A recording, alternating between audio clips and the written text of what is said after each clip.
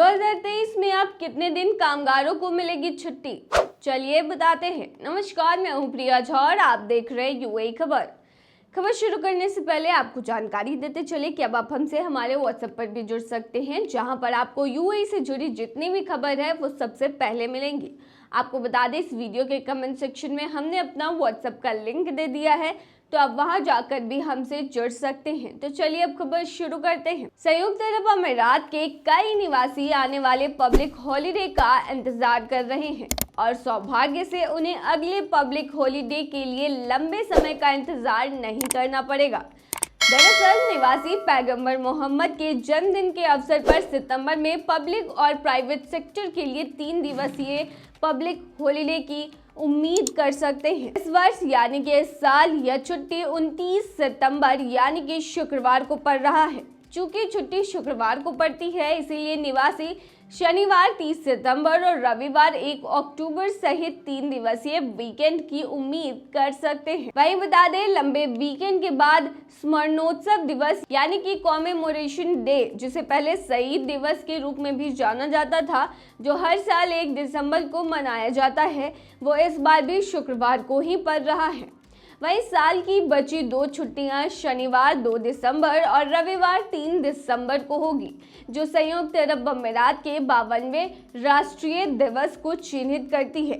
जो लोग अगले साल लंबी यात्रा की योजना बना रहे हैं, लंबी ट्रिप का प्लान बना रहे हैं, वो 2023 की पहली 6 माही यानी पहले 6 मंथ में ईद उल फित्र के लिए 9 दिनों की छुट्टी की उम्मीद कर सकते हैं।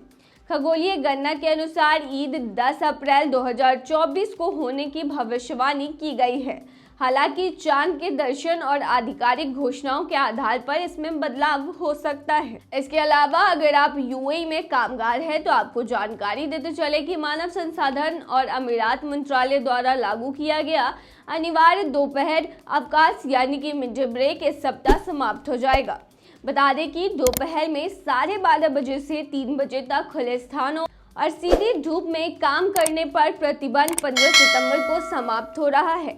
मिनिस्ट्री ऑफ ह्यूमन रिसोर्सेज ने 15 जून को व्यावसायिक स्वास्थ्य और सुरक्षा और श्रम आवास पर 2022 की मंत्री स्तरीय संकल्प संख्या के अनुरूप मिड डे ब्रेक लागू किया था।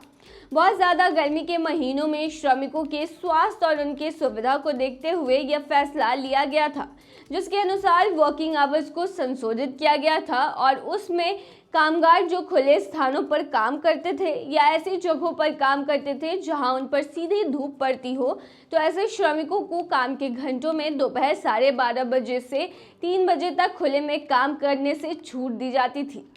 वहीं मिड डे ब्रेक को 2023 में लगातार 19वें वर्ष भी लागू किया गया।